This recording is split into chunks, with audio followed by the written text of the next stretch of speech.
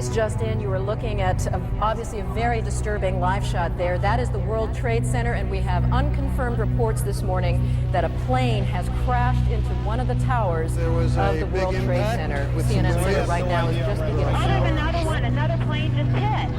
Right. Oh my God. Another plane. It's blowing right now. You got people running up the street.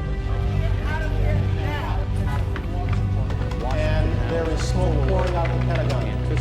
It would appear that there Man, people are jumping out the windows. Over there, they're jumping out the windows. Like, The firemen assembled here, the police officers, FBI agents, and you can see the two towers.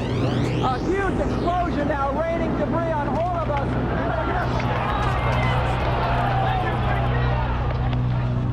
Another plane has crashed, this one about 80 miles south of Pittsburgh. The second building that was hit by the plane has just completely collapsed. The entire building has just collapsed. It folded down on itself and it's not there anymore. just landing only a few minutes ago at Andrews Air Force Base, returning to the White House, getting ready to address the nation around 9 p.m. Never imagined was going to occur on his watch was to test his leadership qualities. Good evening. Today, our fellow citizens, our way of life, our very freedom came under attack. Immediately following the first attack, I implemented our government's emergency response plans. I've directed the full resources of our intelligence and law enforcement communities to find those responsible and to bring them to justice. We will make no distinction between the terrorists who committed these acts and those who harbored them. Thank you. Good night, and God bless America.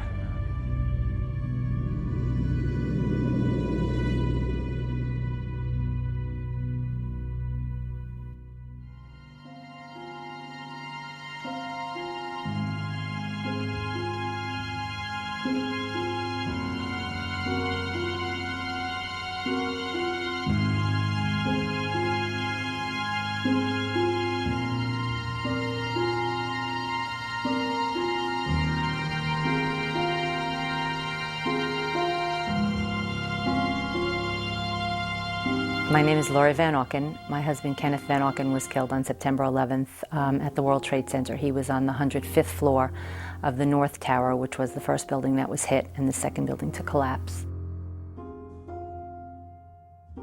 My name is Patricia Casaza. I lost my husband, John Casaza. He worked for Cantor Fitzgerald on the 104th floor of the first tower. My name is Mindy Kleinberg, and I lost my husband, Alan. He worked for Cantor Fitzgerald on the 104th floor of the North Tower. I got a message from him on the morning of September 11th saying that, I love you, I'm in the World Trade Center, the building was hit by something, I don't know if I'm going to get out, but I love you very much and I hope I see you later, bye. And I didn't make it to the phone on time to speak with him. I tried calling him back, and I was never able to reach him, so I never spoke to him again. I was actually doing laundry when I got a call from my husband. And he had thought that a bomb had gone off in his building. And by the time he had called me, he had checked all those avenues and said that you know, the floor is already filling up with a thick black smoke, and I don't think we're going to make it. He said, you know, I love you. Tell John that I love him, our son. On September 11th, 2001, 2,972 people from more than 80 countries were killed, leaving thousands of loved ones behind. While grieving continued for many, some began to move beyond their personal pain. My husband's service was in October, and then I think I went into angry mode, and that's when I started to question everything. I spent a lot of time on the computer. I started reading every single article that I could get my hands on. I mean, there was no sleeping at the beginning because We were grieving, it was hard to lay down, so I would spend all night just researching. I want to meet with the NSA, CIA, and the FBI together in one room. Out of the many who were researching on their own, 4 widowed mothers found each other.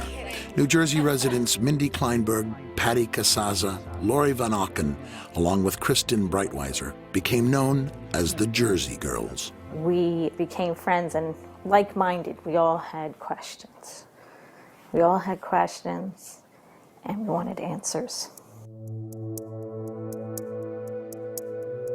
At the top of the family's growing list of questions, why had the U.S. military defenses failed to stop any of the 4 hijacked planes?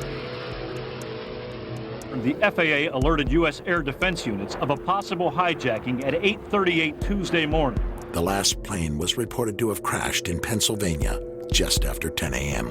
That's almost 2 hours, you know, where planes were flying around the skies of the United States with no military response. Coming across an article in a Canadian paper, the Jersey widows learned it had been a routine for NORAD, the military apparatus in charge of air defense, to scramble fighters to intercept planes during suspected emergencies. Fatal accident involving a Lear jet flying across The women recalled one such incident that was heavily reported in 1999. Just 25 minutes into the flight, controllers lost radio contact with the pilots, and an Air Force F-16 on a training mission was sent to take a look. Ultimately, 6 military jets gave chase. The plane was tracked by the FAA on radar. At high levels, the military, even the White House, discussed what to do. Tell me what the difference was between those times and the day of September 11th. They wondered about the lack of immediate response by the president and his Secret Service detail.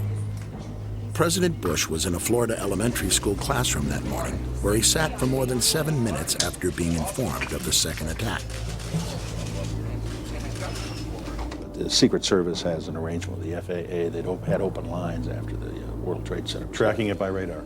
And under these circumstances, they just move. They don't say, sir, or ask politely. They came in and said, sir, we have to leave immediately, and grabbed me and literally grabbed you and moved you. Yeah. Immediately following the first attack, I implemented our government's emergency response plans. If people fell down on the jobs by not informing those who were in leadership positions, who had the power to do something, why were we not looking at what our protocols were there so that we could fix it going forward?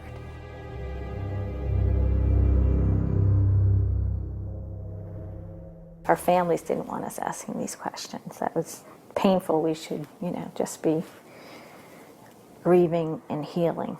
Well, part of our healing process is finding out exactly what happened. We really were looking for answers feverishly at the beginning, and there was very little information being put out through the major media that answered our questions. There were just more questions. Every time we would look into something, we'd have more questions. One article led to a question that begat another question that begat another question, and when you couldn't thread them together and you couldn't come to an answer that made sense, we started to catalog our questions. The families raised questions about the track record of the FBI and the elusive search for justice after 9/11. I've directed the full resources of our intelligence and law enforcement communities to find those responsible and to bring them to justice. Throughout the week after the attack, there were numerous accounts that the hijackers had a large number of accomplices in the United States. 75 individuals who are currently detained, over 480 people arrested, nearly 1,000 individuals. The families waited for the 9/11 trials to begin, but they never came. After the public spectacle of roundups, the Justice Department quietly let the suspects go, one by one. A year later, the families would learn that only 6 of the original detainees were still in custody, and none had been charged with any terrorist act. The FBI continuously was changing agents who were on the investigation. When you're trying to connect the dots, you need continuity. Journalist Gail Sheehy spent months with the 4 widows. They wanted to find that more was done and was going to be done, but they kept finding that less was being done. We printed articles, copied them. By November, it had become the sense among most 9/11 families that an independent investigation would be necessary to do what the Justice Department and the news media seemed unwilling to do. We felt that the country was at risk from terrorists and from incompetence, and maybe worse.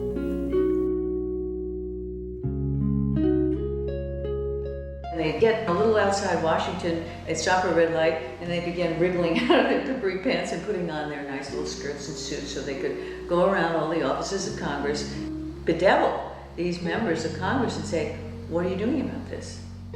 Soon, a 9/11 Commission bill was being sponsored in Congress. Senator Tom Daschle said last week that you called him several times and urged him not to investigate the events of September 11th. Tom's wrong. He has, I think, in this case, well, let's say a misinterpretation.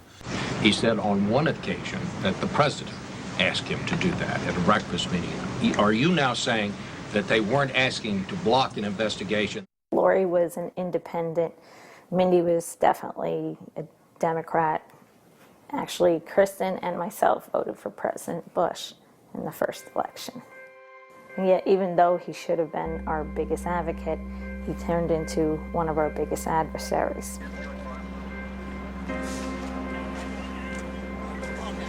We still don't know what happened in those buildings. The Jersey widows were not the only ones seeking answers and becoming frustrated. In New York, Sally Reaganhard, who had lost her firefighter son Christian in the building's collapse, was forming the Skyscraper Safety Campaign. The 911 emergency tapes and recordings, plus 500 interviews done with the fire department right after 9/11. All that material has been withheld from the public. Sally partnered with widow Monica Gabrielle, who lost her husband Richard at the World Trade Center. Why did the buildings fall? How could skyscrapers just like crumble to the ground in 10 seconds?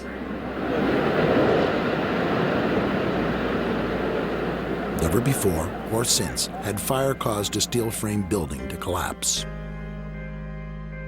World Trade Center Building Number 7, never hit by an airplane, also collapsed that evening. Building 7 ablaze at the moment and apparently getting ready to collapse.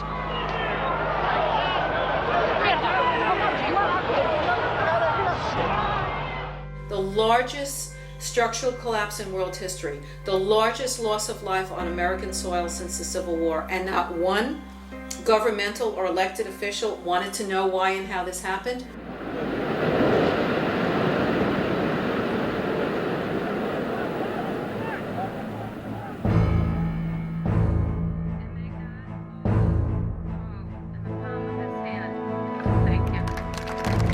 Realizing strength in numbers, 9/11 families rallied at the Capitol to press for answers. We need a full independent investigation. We must ask the tough questions and seek out the difficult answers. We must, as a country, grow and be made stronger and safer by the bitter lessons learned on September 11th. We are asking you, America, to stand behind us. Please. I was terrified to talk in front of anybody. This is not something that any one of us had ever done before. The rally united once isolated families. Bob McIlvaine, who lost his son Bobby, came from Philadelphia to join the group. Being down Philly, it's like you're out of the loop. I was floundering by myself, just talking to people, trying to find anyone. That was the first time we all got together in a new direction to push for the commission. Sharing many of the same questions and concerns, a coalition of family members began to take form. Its goal, a formal investigation. Call your congressman. Tell them that you want to be safe. An investigation must not interfere with the ongoing efforts to prevent the next attack. Frustrated with the attitude of the White House and seeming lack of interest from the public, the family members began actively seeking support from the news media. And given the persistence of the media's focus on pain and suffering, it was not difficult for the Jersey widows to get their attention. You know, it was my private pain and my private story, and I really did not want to share that. But we made a conscious decision that we would start to say to them, okay, well, I will tell you about me personally if you talk about the fact that there's not an investigation. I'm joined right now by 4 women who lost their husbands in the attacks. Kristen Breitweiser is one of 4 New Jersey widows who lost. These women banded together after their husbands were killed, and now they're leading a campaign to find out exactly how did 9/11 happen. And finally, the media began to report on our activities, not just the activities of the administration. Forward to the president and the vice president going to both come in there. To go on any show is not easy, but you needed the public pressure in order to make anything happen in Washington. I mean, they need huge public pressure to move them. President Bush signed legislation today creating an independent commission to investigate the September 11th attack on America. Buckling under pressure, the White House was finally agreeing to a deal. He reversed himself under pressure. But in a stunning series of revelations, it soon appeared that the White House was stacking the odds against an investigation it had not wanted in the first place. The president named a supporter, Dr. Henry Kissinger, Secretary of State in the Nixon and Ford administrations, to head the panel. He has a penchant for secrecy, which is not what's needed here. There are questions about his role in Vietnam, his role in the coup in Chile. Several family members approached Kissinger and requested a meeting at his office in New York. Prior to the meeting, Kristen Breitweiser conducted a thorough investigation of Kissinger's potential conflicts of interest. Probably much to the chagrin of some of the people in the room, Lori asked some very pointed questions. Would you have any Saudi American clients that you would like to tell us about? And he was very uncomfortable, kind of twisting and turning on the couch. And then she asked whether he had any clients by the name of bin Laden. And he just about fell off his couch. Former Secretary of State Henry Kissinger stepped down from the position Friday. We thought the meeting went well. I wouldn't want to be in the way of some of these families. I mean, they're... Kissinger was soon replaced by Tom Keene, a former New Jersey governor, and former Congressman Lee Hamilton, who had chaired the House Intelligence Committee. The remaining 8 commissioners were all former D.C. insiders and lawyers, evenly split between Republicans and Democrats. Remember, in the 90s, they spent $100 million investigating Clinton's sexual exploits. $100 million. And they first allocated only $3 million to investigate the murder of 3,000 people.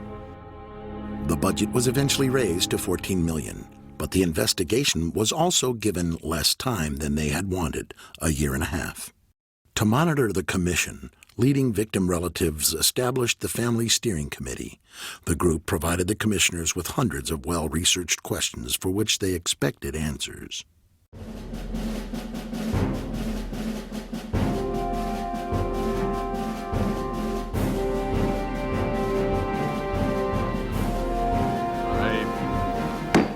That's the official start of our first public hearing of what is going to be an extraordinarily difficult and important job. In March of 2003, 441 days after the attacks, the official investigation began in New York. Much, Mindy Kleinberg from September 11th Advocates. On the morning of September 11th, my 3-year-old son Sam and I walked Jacob 10 and Lauren 7 to the bus stop at about 8:40 a.m. Brad was 24 years old and the oldest of our 3 sons. Family Steering Committee members were among the first to testify before the commission. Hey Mom, it's Brad. Just wanted to call and let you know, I'm sure that you heard, or maybe you haven't heard, that a plane crashed into World Trade Center 1. We're fine, we're in World Trade Center 2. I'm obviously alive and well over here, but obviously a pretty scary experience. I saw a guy fall out of probably the 91st story, all the way down. So, you're welcome to give a call here. I think we'll be here all day. I'm not sure if the firm's going to shut down for the day or what, but give me a call back.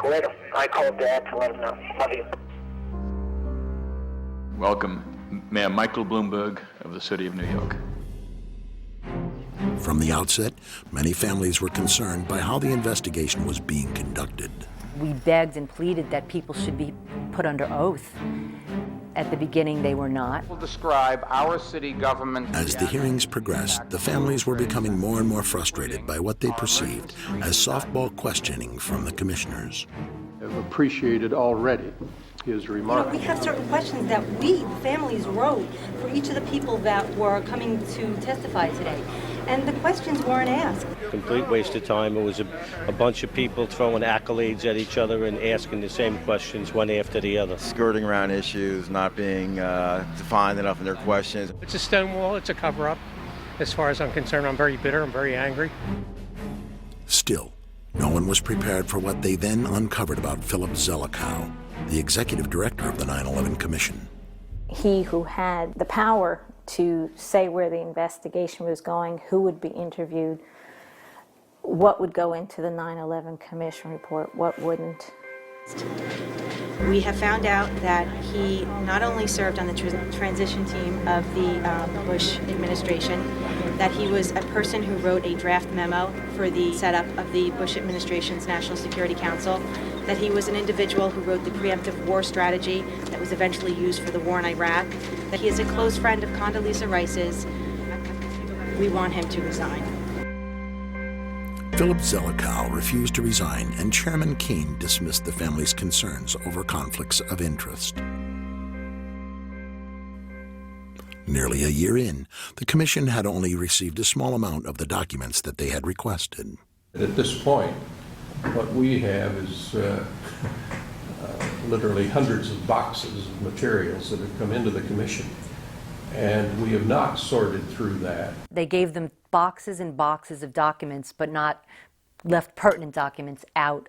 A deal announced yesterday between the White House and the commission investigating the September 11th attacks is proving to be rather controversial. Under the agreement, only certain members of the commission will be allowed to review classified documents from the White House, and their notes will be subject to administration review. I mean, I'm a member of the commission.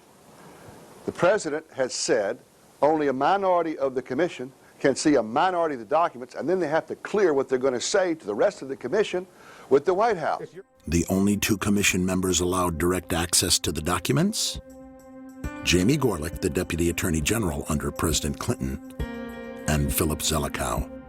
I felt that the fix was in at that point in time. The majority of the commission felt that it was better to see these documents rather than take a chance of not seeing them at all. It's a scam. It's absolutely disgusting. This is important. We cannot do our responsibilities if we don't have all of us access to all the documents we need, including what's in the White House. And with the investigation nearing its deadline, the President, Vice President, and National Security Advisor were still refusing to testify publicly. Yet few Americans were aware of the family's plight. Up till then, the hearings had received only minimal coverage. Suddenly, that all changed. In testimony before the 9/11 Commission later this week, and in a new book to be published tomorrow, Against All Enemies, Clark will tell the story of what happened behind the scenes at the White House before, during, and after September 11th. To the loved ones of the victims of 9/11, your government failed you. Those entrusted with protecting you failed you. And I failed you. Mr. Clark is the first person that has apologized to the families. Clark's testimony provided the families with the timely leverage they needed to increase public pressure on reluctant White House witnesses. The Bush administration will allow National Security Advisor Condoleezza Rice to testify publicly before the 9/11 Commission. For President Bush, it was a dramatic reversal. I've ordered this level of cooperation because I consider it necessary to gaining a complete picture of the months. And even the President and Vice President agreed to meet with the Commission, but with a catch. They insisted on meeting together behind closed doors and not under oath. President. Why are you and the Vice President insisting on appearing together before the 9/11 Commission? Because the 9/11 Commission wants to ask us questions. That's why we're meeting, and I look forward to meeting with them and answering their questions. Why you're appearing together rather than separately, which was their request? Because it's a good chance for both of us to answer questions that the 9/11 Commission is looking forward to asking us, and I'm looking forward to answering them. Let's see. We have to have one story, so I'll say part, and if I get it wrong, hedge a little bit and give me the next. I want to thank the chairman and vice chairman for giving us a chance to share views on different subjects. And they had a lot of good questions, and I'm glad I did it. I'm glad I took the time. What topic did the commissioners want to spend most of the time on? It's probably best that I not go into the details of the conversation. The President and Vice President of the United States, don't you think they should be able to stand up and speak their own words? They should go under oath. They should be, yeah. In public. Don't you think that the families deserve to have a transcript or to be able to see what you said? Adam, you asked me that question yesterday. For an I answer got the today. same answer, yeah. In July 2004, the Commission published its final report, the result in part of the family's 2.5-year struggle for answers. 2.5 million pages of documents. We've interviewed over 1,200 individuals, including experts and officials past and present. And you've produced a truly bipartisan report that honors the thousands who died on 9/11, honors their grieving family members. Thank you for creating a report that may be one of the most important publications of our age. Commission members have worked hard and served our country well. I speak for all Americans in thanking them for their fine work. We, waited for the report to come out and were hopeful. I was always hopeful that we would get a report that answered my questions. However, the Commission report failed to meet many of the family's expectations and concluded that 9/11 was merely a failure of imagination. The percentage of the questions that got answered was very, very low. I'd say maybe 30% got touched upon, 70% didn't. The stuff that's included is the stuff that they really didn't have too much choice in including because they knew what we knew. You can do an investigation, and if you don't really want to research an area, you just don't look at it. If you don't ask them all the questions or you don't let them tell you the whole story, then you could write a report based on half truths.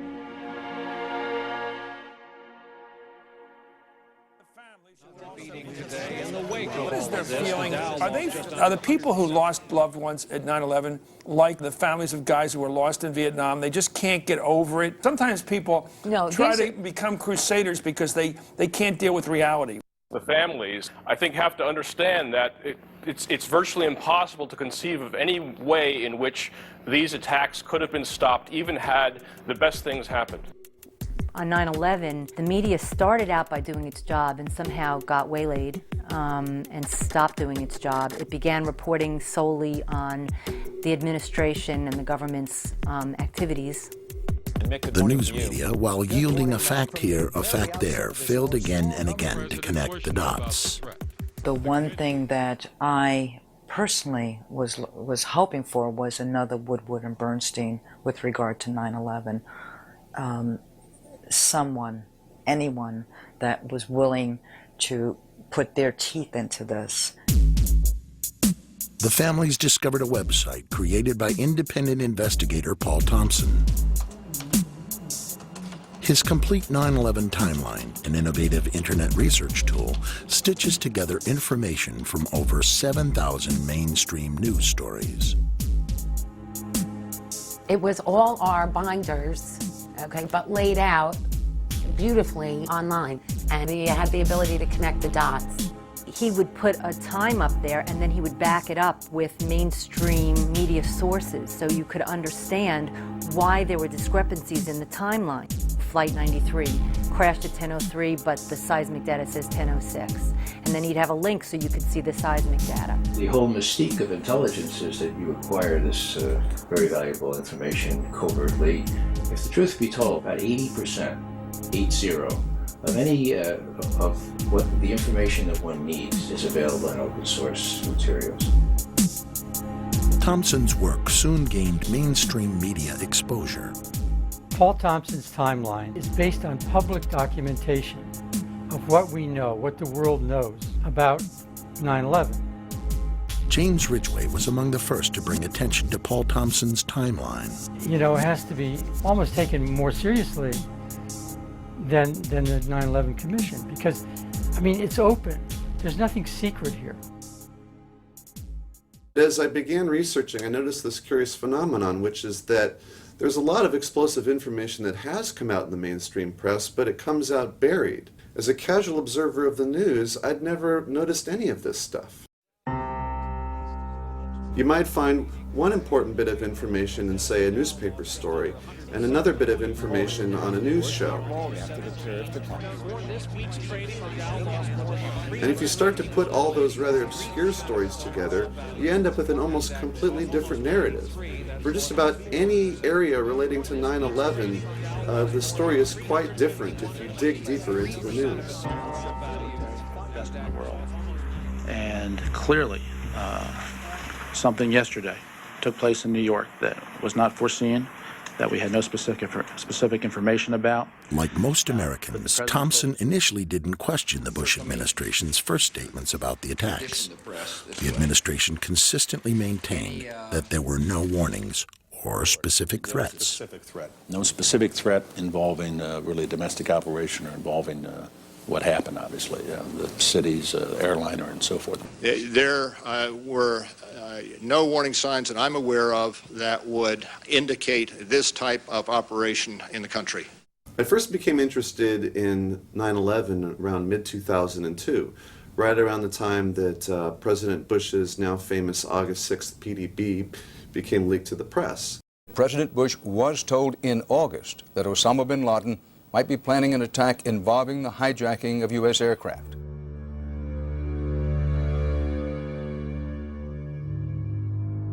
Dan, it was a revelation that the White House had no intention of making public, and officials spent the entire day in full damage control. I don't think anybody could have predicted that they would try to use an airplane as a missile, a hijacked airplane as a missile. Nobody in our government, at least, and I don't think the prior government that could envision flying airplanes into buildings on such a massive scale. His interest peaked. Thompson began to search for news stories that might help him determine exactly how aware the White House had been of al-Qaeda's desire to use planes as weapons. He was quickly able to compile a wealth of examples that any journalist should have been able to find. One of the earliest dates back to 1995. It was codenamed Operation Bojinka, a terrorist plot to use commercial planes to attack U.S. targets. Ramzi Youssef, the bomb maker responsible for the 1993 World Trade Center bombing, had fled to the Philippines, where police discovered his bomb factory. Youssef again escaped, but his accomplice was arrested and spilled the chilling plot.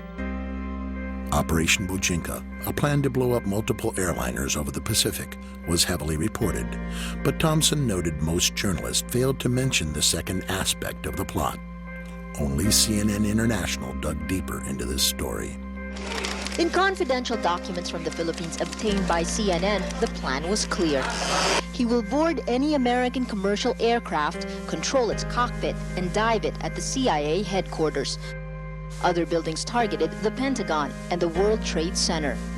And the FBI, using the Philippine documents, did check the 4 flight schools named there, but found no evidence of any other planned terror attacks. Only NBC reported a stunning confession by a man allegedly trained by bin Laden. It was over a year before 9/11, a Pakistani-British man told the FBI an incredible tale, that he'd been trained by followers of Osama bin Laden to hijack airplanes, and he confessed he was now in America to carry out an attack. Khan was recruited into al-Qaeda at a British mosque, then flown to Lahore, Pakistan for hijack training in a Mach 767 cockpit before being sent to America, where he was told he would hijack a plane from JFK and fly it into a building. I told him before the 9/11 about more than a year we hijacking in America airline. Khan claims he got cold feet. Instead of meeting his contact, he slipped away, gambled away all his money, and in fear turned himself in and confessed. I've been to Pakistan. I know about this hijacking, something going on. NBC News has learned Khan passed not one, but 2 polygraphs.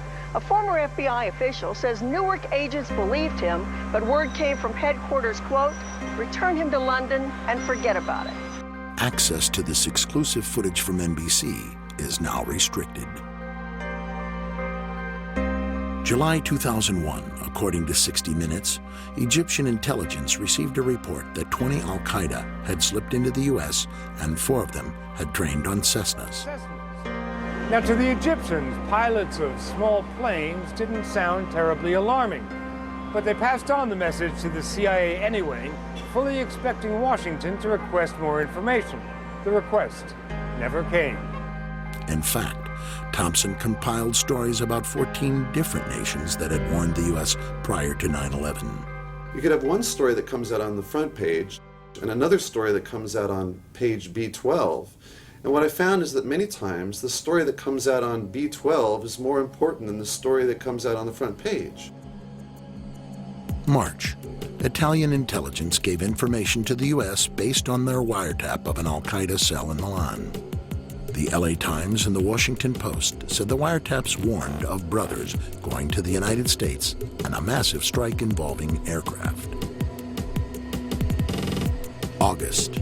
According to Moroccan and French newspapers, an intelligence agent reported that bin Laden's men were preparing large-scale operations in New York in the summer or fall of 2001.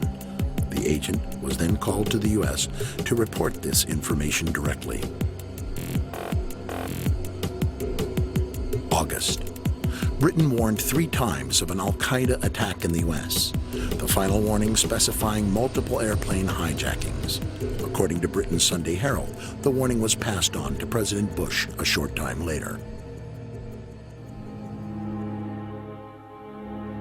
It's unknown how many of these warnings, reported but buried in back pages, reached the White House through official channels. But one threat assessment is well known to have reached President Bush directly. It was known as the Presidential Daily Briefing, or PDB, of August 6th.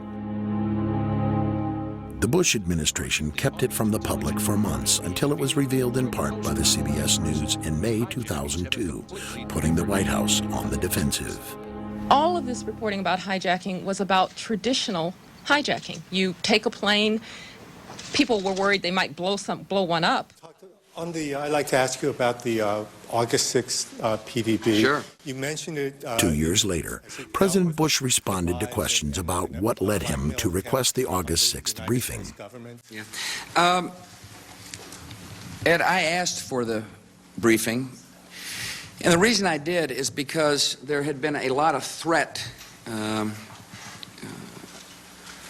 intelligence from overseas, and so part of it had to do with the Genoa G8 conference that I was going to attend. 8 of the world's most powerful leaders gathered here to discuss global problems, and yet the threat of violence means they're having to keep the world at bay. Just prior to the G8 summit, CNN.com reported the head of Russia's Federal Bodyguard Service has warned of a plot by terrorist Osama bin Laden to assassinate George W. Bush. The LA Times reported U.S. officials were warned of a threat posed from the air by commercial airliners. It's terrorists as well as protesters the Italian government fears, so anti-aircraft batteries were on standby at the airport. Condoleezza Rice was present there, President Bush, Ari Fleischer, Karl Rove, President Bush's own family. They were going to sleep on a boat so that a plane couldn't go into a building. This floating resort will be home for 3 days for the G8 leaders, necessary for their safety. If the August 6 PDB was prompted by a threat from the air in Genoa, clearly President Bush, his spokesperson Ari Fleischer, and his national security advisor Condi Rice were more than aware of the threat of planes as weapons, but the news media appeared to miss the lead. You have information about simultaneous hijackings, No specific threat. planes being used as weapons, I don't think anybody could have predicted specific targets, including mentions of Pentagon, World Trade Center. Nobody in our government, at least, and I don't think the prior government could envision flying airplanes into buildings.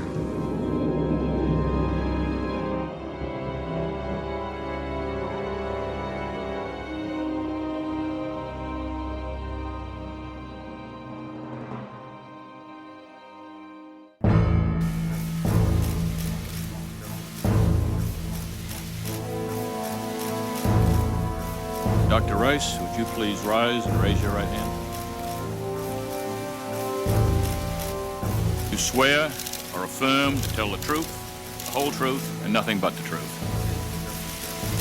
In April 2004, public pressure finally forced the White House to allow Dr. Rice to testify before the 9/11 Commission to answer questions about the PDB and the nature of warnings given the administration. the threat reporting that we received in the spring and summer of 2001 was not specific as to time, nor place, nor manner of attack. Almost all of the reports focused on al-Qaeda activities outside the United States. This sat in stark contrast to the warnings well documented in Thompson's timeline.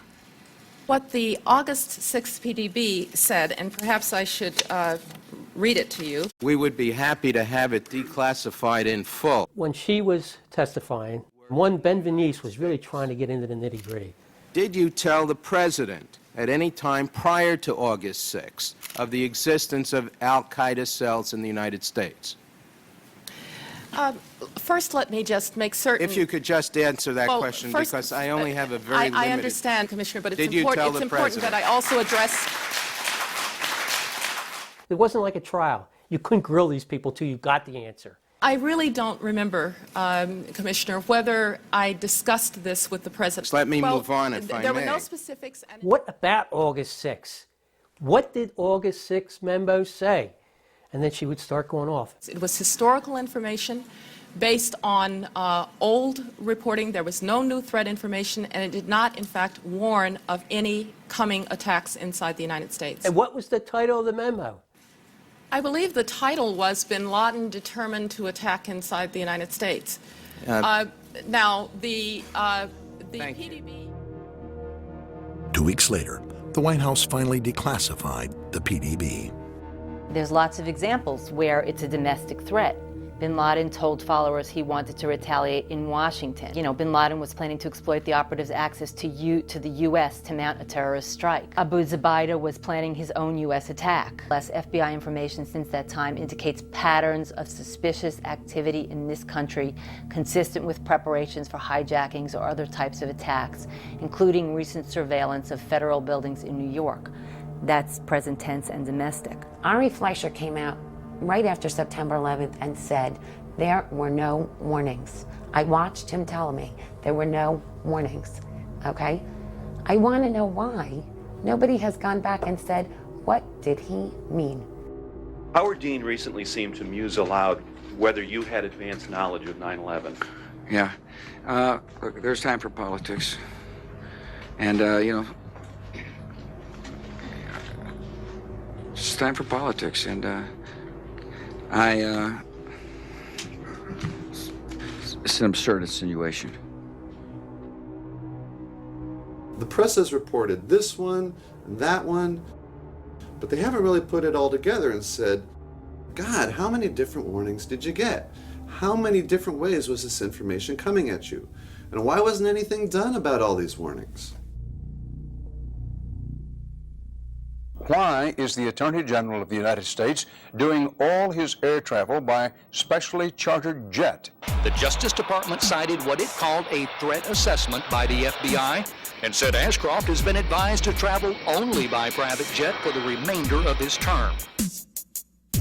And on the night before the attacks, the president may have slept more soundly, knowing surface-to-air missiles were placed on the roof of the Sarasota, Florida resort where he was staying. Not a typical security procedure at the time.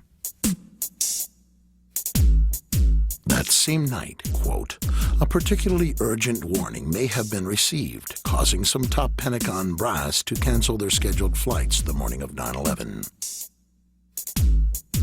Why that same information was not available to the 266 people who died aboard the 4 hijacked aircraft may become a hot topic on the Hill. It never did. We took an oath not to talk about during the campaign, I think correctly so, to increase the capacity of that commission's report to be heard by the People's Congress. Now it's beyond the campaign, so the promise I had to keep this out of the campaign is over. Mr. President, you knew they were in the United States. You were warned by the CIA. You knew in July they were inside the United States. You were told again by briefing officers in August that it was a dire threat. Didn't do anything to harden our border security, didn't do anything to harden airport security, didn't do anything to engage local law enforcement, didn't do anything to round up INS and consular offices and say we have to shut this down, and didn't warn the American people. What did you do? Nothing, so far as we could see.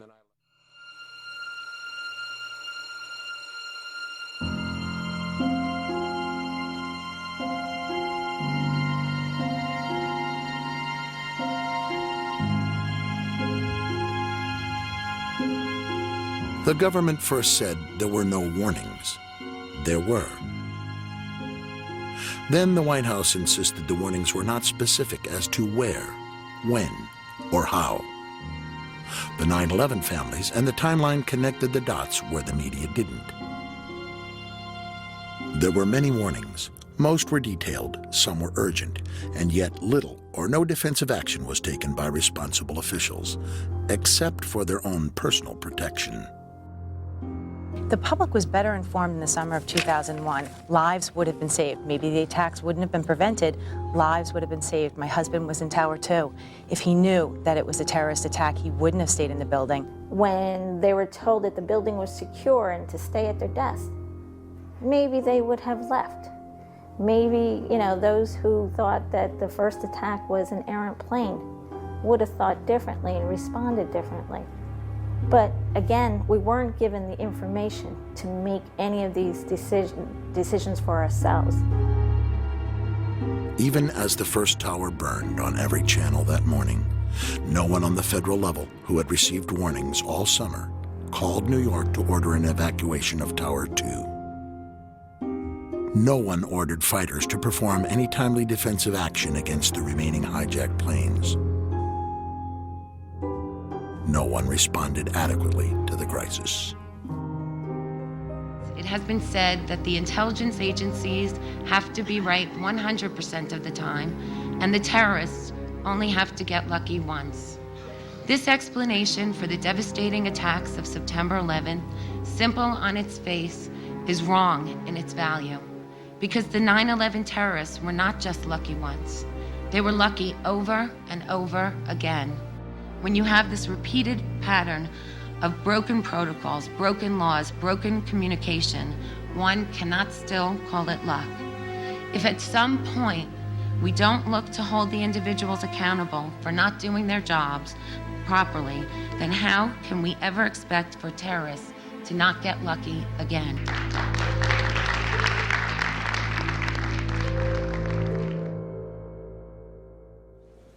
Mr. Speaker, the President of the United States.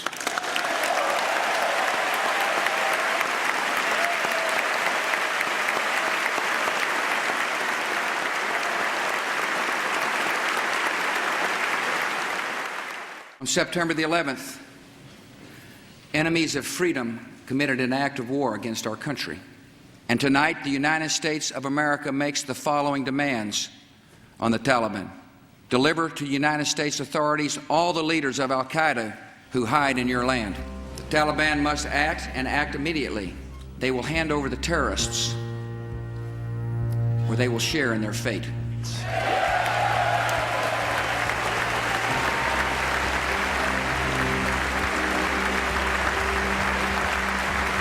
We have a live picture that we're showing from Kabul.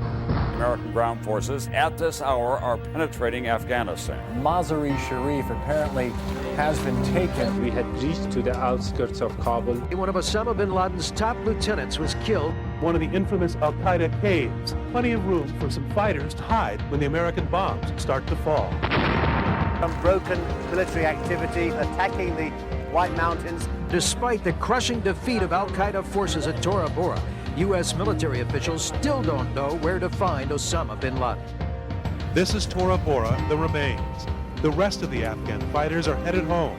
The caves of Tora Bora conquered, a terrorist shelter, now just a hole in the ground. The distinguished interim leader of a liberated Afghanistan, Chairman Hamid Karzai.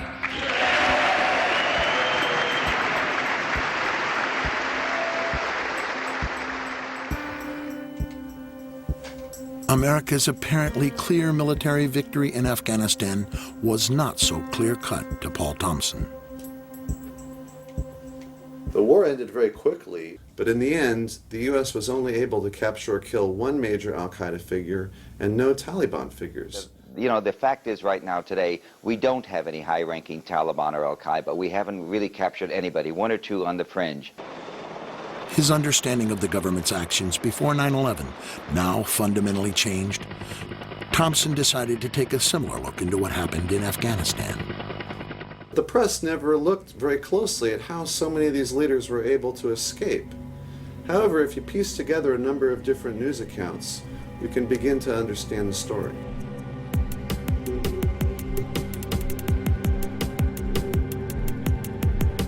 Early November, the London Times reported bin Laden's closest advisors all escaped in a late-night convoy from the Afghan capital of Kabul.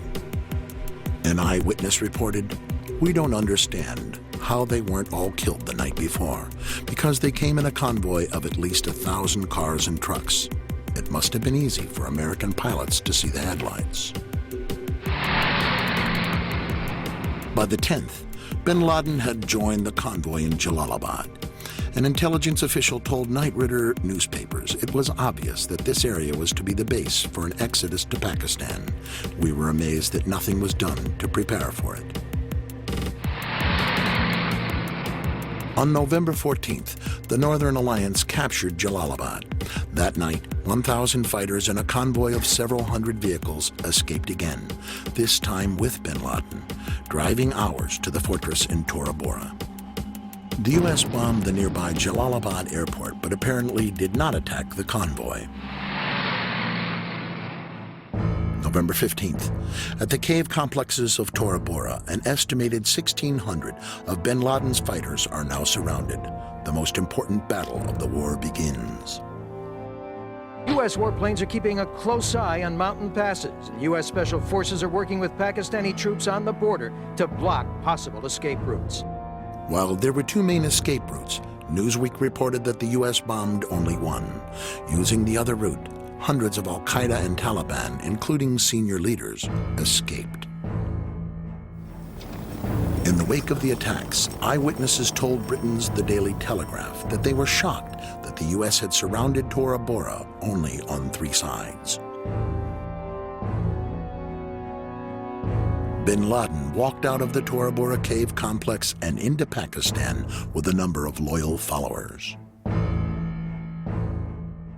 Of course we're after Saddam Hussein, bin Laden. He's isolated. In August 2005, a story broke that gave Paul Thompson a missing piece of the puzzle. In an exclusive interview with Newsweek, the CIA field commander in Tora Bora during the invasion, Gary Burnson, broke his silence. He explained that his intelligence operatives had tracked bin Laden to Tora Bora. Mr. Bernstein feels so strongly about getting this story out and getting his book published that he actually resigned 2 years short of retirement from the CIA in order to publish his book. At the time of this interview, he was required to speak through his attorney until the CIA cleared his book for publication. At various points in time, they did have, to my understanding, definitive intelligence as to his general location within Tora Bora. I can't go into detail as to the actual sources of the intelligence and the collection methods because those remain classified. However, we had Osama bin Laden essentially cornered in Tora Bora, and for whatever reasons, we did not do what was necessary in order to ensure that he did not escape. The goal has never been to get bin Laden. Obviously, that's desirable. It's interesting. I just read a piece by some analysts that said you may not want to go after the top people in these organizations. You may have more effect by going after the middle managers because they're harder to replace. Toward the end of the war, when all eyes were on Tora Bora, the news media missed another major story. Again, thousands of Taliban and Al-Qaeda escaped without drawing U.S. fire, this time from the northern city of Kunduz. The Taliban's only stronghold in the region has all but fallen to the forces of the Northern Alliance. Once again, the door was left open for escape. Our side in that battle had the enemy surrounded. There were a reported perhaps 8,000 enemy forces in there. Oh, they had the cream of the crop of Al-Qaeda caught. Journalist Seymour Hersh later broke this story in the New Yorker magazine, briefly sparking TV news coverage. And from there, all of a sudden, one night around Thanksgiving, in the middle of the siege, an air corridor was set up between Kunduz and northern Pakistan. And at night, Pakistani relief planes regularly flew through that corridor. It was a very orderly, organized thing that armed men would stand on the tarmac waiting for a flight that would come in, and then they would be taken out. As many as 4,000 or 5,000. They were not only Al-Qaeda, but maybe even some of bin Laden's immediate family were flown out on his evacuation. It had to be done with the blessing of Musharraf, didn't Exactly, and of the United States. When I tell you it comes at the level of Don Rumsfeld, it has to. What we're describing here is something which would clearly be noticed by the United States. One or two, maybe not, okay? An airlift of these proportions, it certainly would. This is the most secure space on the face of the earth right now. If someone's moving over Afghanistan, the United States knows about it, clearly. No plane could fly from Kunduz to Pakistan without getting shot down unless we let it happen. And we let it happen. And I think there's just no other way to explain it. My take on it basically is the fact that there is some sort of a deal in place between the government of Pakistan and the United States.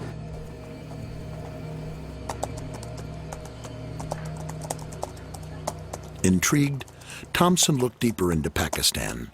His timeline showed Osama bin Laden was reportedly last seen in Pakistan after escaping from Tora Bora. CBS News has exclusive information tonight. But thanks to an in-depth investigation by CBS, he also learned bin Laden was in Pakistan on the eve of 9/11. Bin Laden was spirited into this military hospital in Rawalpindi for kidney dialysis treatment. The military had him surrounded, says this hospital employee who also wanted his identity masked. They were saying that Osama bin Laden had to be watched carefully and looked after. We will make no distinction between the terrorists who committed these acts and those who harbor them.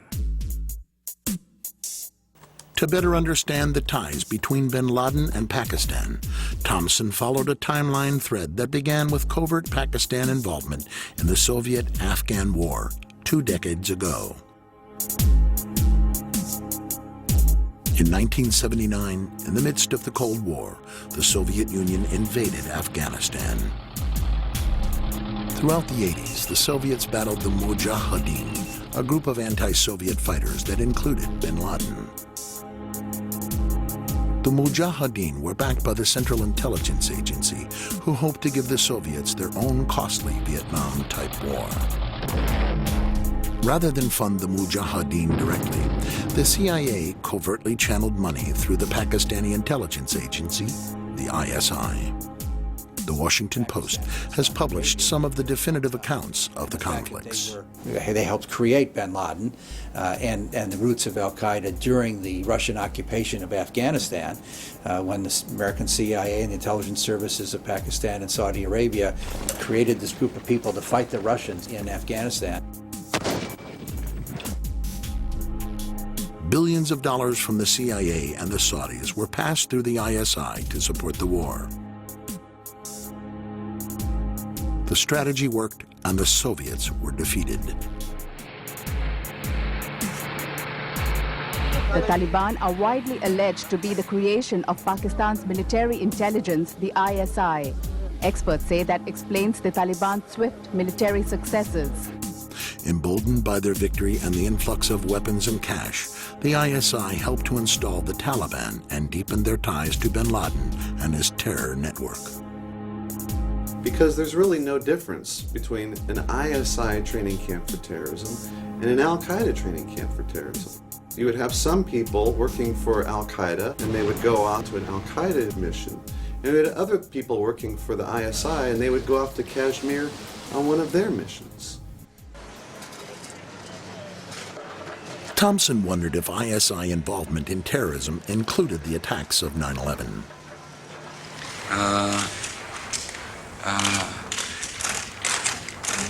We will give the Pakistani government a chance to cooperate and to participate as we hunt down those people who committed this unbelievable, despicable act on America.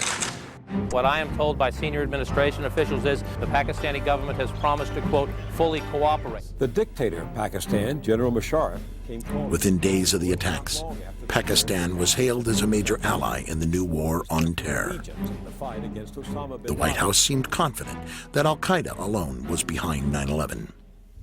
Will you release publicly a white paper which links him and his organization to this attack to put people at ease? We are hard at work bringing all the information together, intelligence information, law enforcement information, and I think in the near future we'll be able to put out a paper, a document that will describe quite clearly the evidence that we have. No, I think that there was just a misinterpretation of the exact words the Secretary used on the Sunday shows. I'm not aware of anybody who said white paper, and the Secretary didn't say anything about a white paper yesterday. You know, you're talking about actions in other parts of the world, and certainly you want the support of as many people around the world as possible.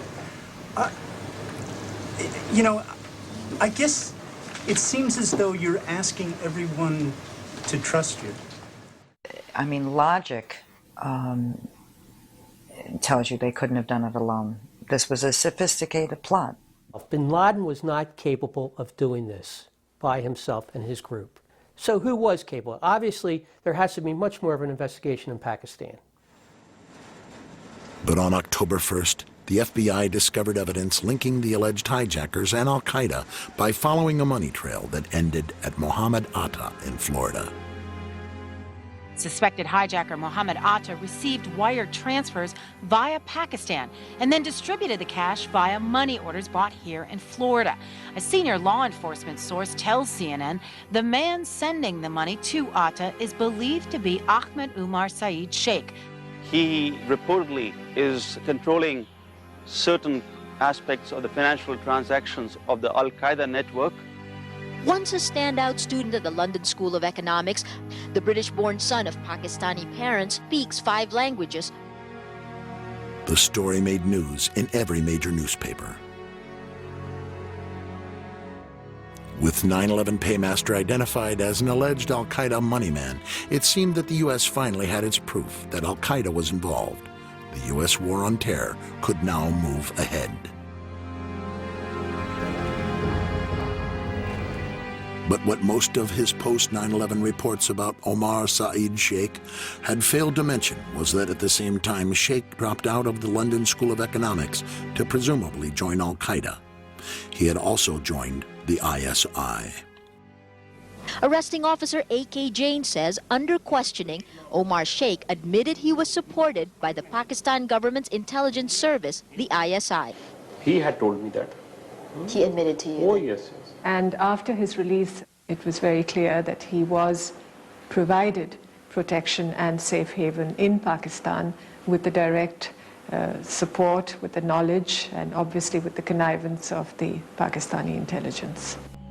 Only 2 days after the invasion of Afghanistan, the Times of India reported the FBI discovered credible evidence that $100,000 was wired to alleged hijacker Mohammed Atta by 9/11 paymaster Omar Saeed Sheikh on the orders of the ISI director, Lieutenant General Mahmoud Ahmed.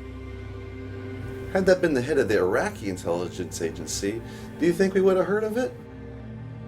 You have to understand that Lieutenant General Mahmoud Ahmed was a key player. William Pepper is an international lawyer and consultant to the Pakistani government. Indian state intelligence came upon this transfer. It was then the Times of India was able to get this information, and the FBI got involved in this whole situation because this was now becoming very public as a result of the Indian investigation. Though the evidence was never publicly disclosed, Indian intelligence claimed that the FBI had privately confirmed the story to them, and it soon made every major Indian newspaper. In the U.S., only a single news outlet even mentioned the allegation. The information was reported as an Internet-only story on the editorial section of the Wall Street Journal website. It had this cutesy title, but it contained this completely explosive information. After the Times of India story broke, Paymaster Omar Saeed Sheikh was no longer the apparent proof that al-Qaeda was the sole sponsor of the attacks. Instead, Saeed Sheikh, acting on the orders of the ISI, appeared to be the smoking gun of Pakistani involvement in 9/11. And instantly, within that day, basically, Saeed Sheikh becomes persona non grata. And then a whole bunch of other people are put forth as the paymaster. Over the next several months, authorities began confusing the news media with a bewildering variety of alternate names for the paymaster, each sounding similar to Omar Saeed Sheikh. No, it's this guy. No, it's this guy. They keep changing the story about who the guy is, and it becomes hard to keep track. By the one-year anniversary of 9/11, Newsweek had concluded that the paymaster remains almost a total mystery. The 9/11 Commission would ultimately conclude that the question of who financed the attacks is of little practical significance. And in my opinion, it seems to be a bunch of smoke and mirrors to try to really hide the fact that there's money coming from the ISI going to the hijackers.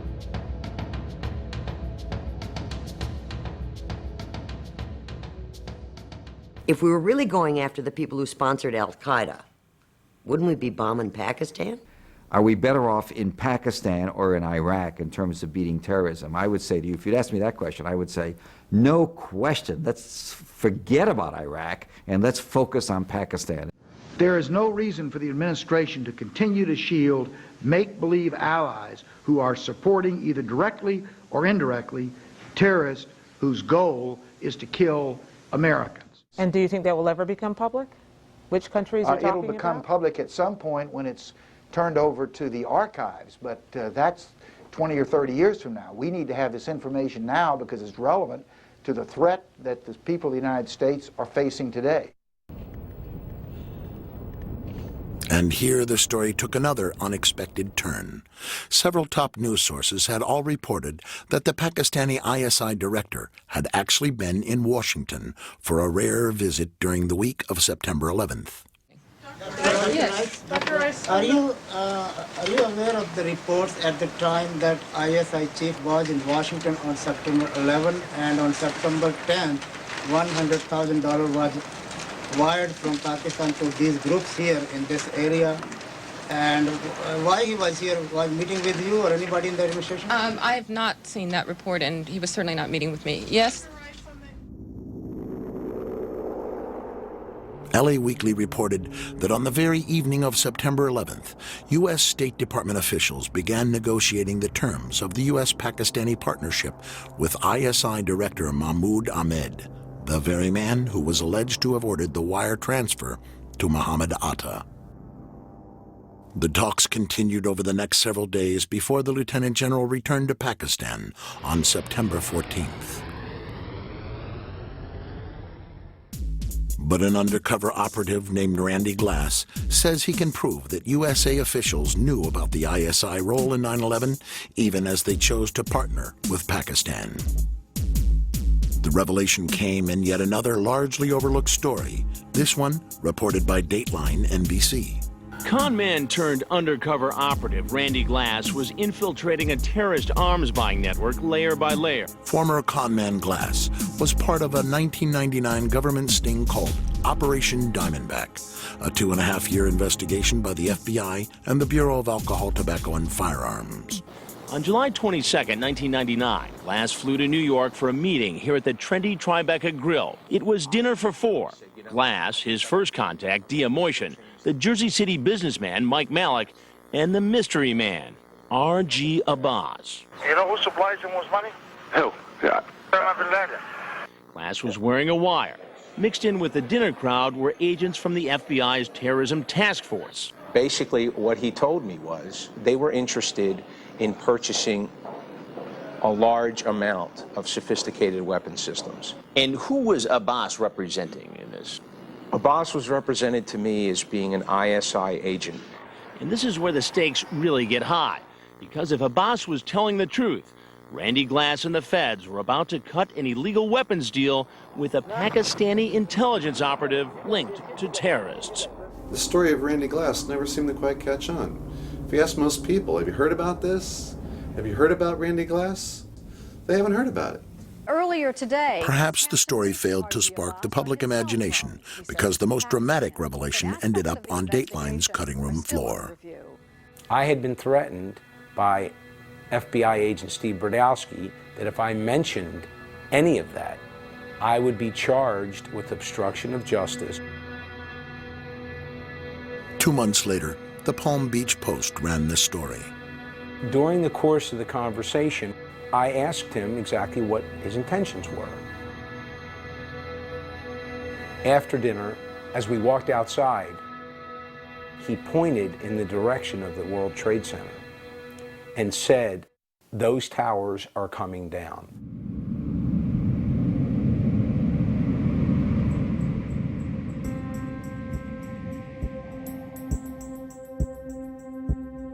I'm not suggesting from this that Pakistan is the quote-unquote solution to 9/11, because it's not.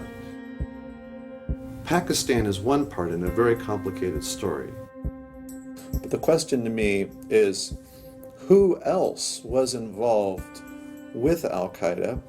Was Al-Qaeda used as a tool? Just as in the 1980s, the Mujahideen were basically used by the US government.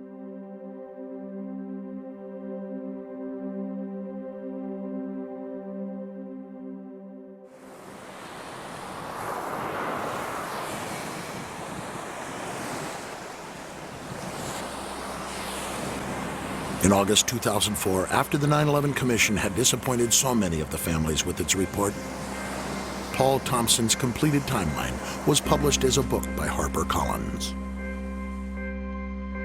The recurring themes of Paul Thompson's timeline are clear: no accountability, few answers, and many missed leads. The sponsors of the attack yet to be confronted. Is the fact that there is some sort of a deal in place between the government of Pakistan and the United States. The men named as the culprits allowed to escape. But we haven't really captured anybody, one or two on the fringe. And the government officials who ignored warnings before 9/11, still in their positions.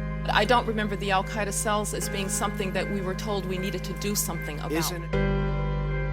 Still, despite years of investigation and advocacy by the families and others, the official story of what really happened on September 11th remains little changed. What is democracy? You know, it's government by the people. It's a simple equation, okay? The biggest part of democracy is the media. They have to hold everyone accountable.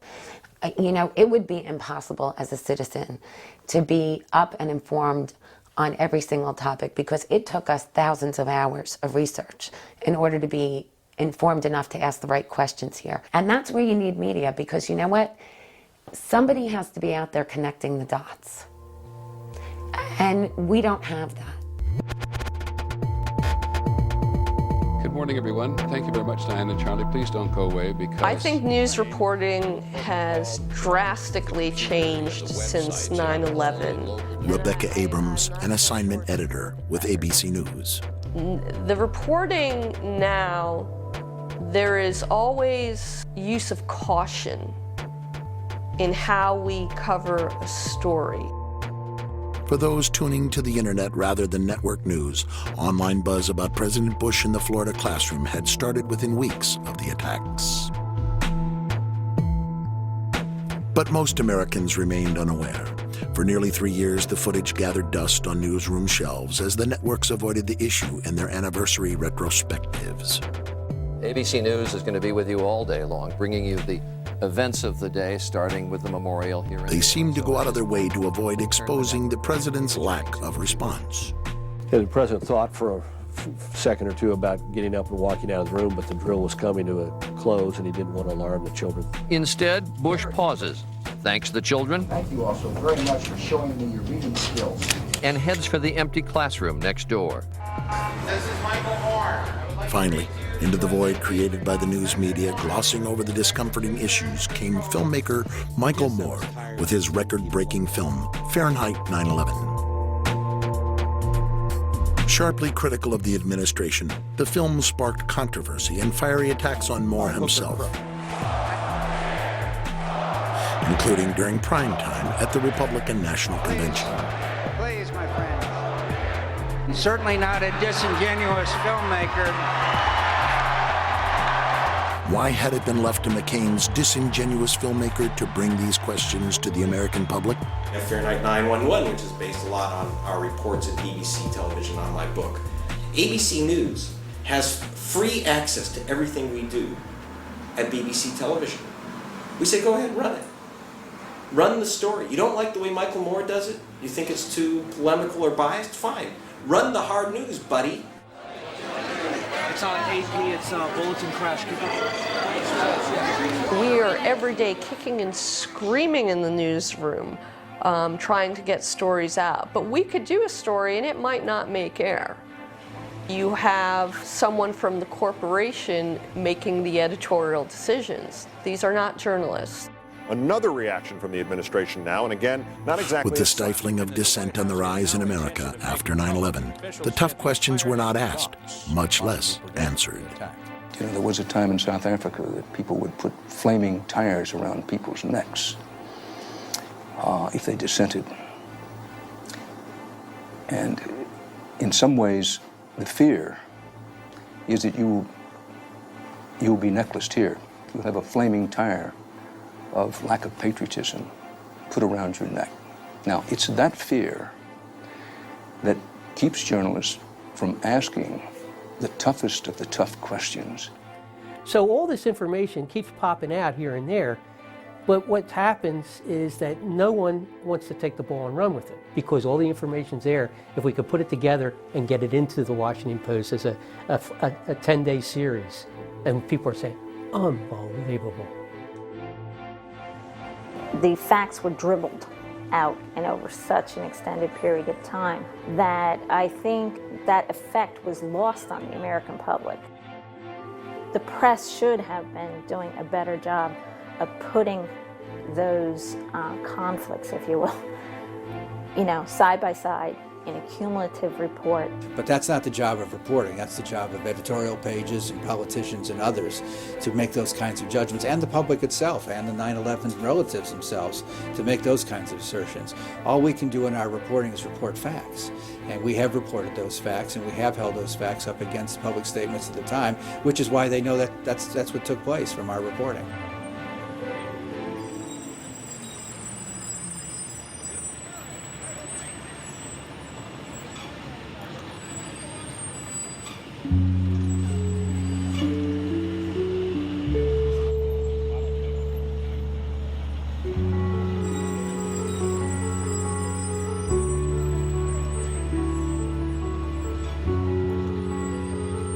This is a scandal of tremendous proportions. It makes Watergate look small.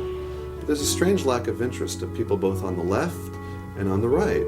Nobody seems to want to uncover the truth and just follow leads wherever they may go, because I think that goes to a lot of really damaging places. Maybe we shouldn't have questioned whether or not President Nixon had any involvement in Watergate. Maybe we should have just accepted that story. Maybe we should have accepted the story that President Clinton had no involvement, had never had sex with that woman, Miss Lewinsky. So just because it's the official story of record does not mean that we should not delve further and to see if really that is the actual story. Yes, they lied. They all lied, whether consciously or unconsciously. It happened. Now we need to look into why they lied and what were the results of those lies. We can't have these wars, reorganize our way of life, based on a false understanding of what 9/11 was. We have to go beyond the myth and get to the truth. We have to know. We have to. 9/11 was the biggest don't ask, don't tell. And if it wasn't for the families, we wouldn't have anything. And that's very frightening. We had to take this tragedy and do the best we could with our lives and with our country to try and make the people that are supposed to protect us do the right thing. What I really wanted to happen here is for my children to feel safe. I could have cared less who was in office. I wanted the truth, and I wanted what was wrong to be fixed.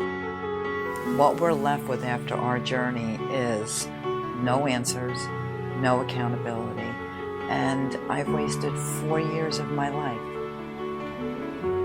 trying my damnedest, along with the other family members, to make sure this never happens again.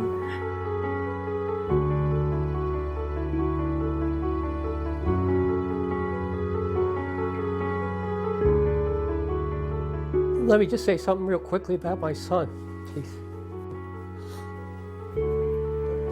On the wall in his room, it said, "Knowledge is power." I am only doing this for one reason and one reason only, to carry on his legacy. I'm so pissed off at the American people. I'm so pissed off at this government because of this cover-up.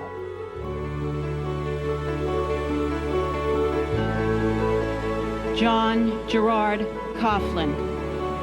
Timothy J. Coughlin. Anne Marie Kramer. Christopher Seaton Kramer. And my big brother, Wade Brian Green. We miss you, we love you, and you are always in our hearts.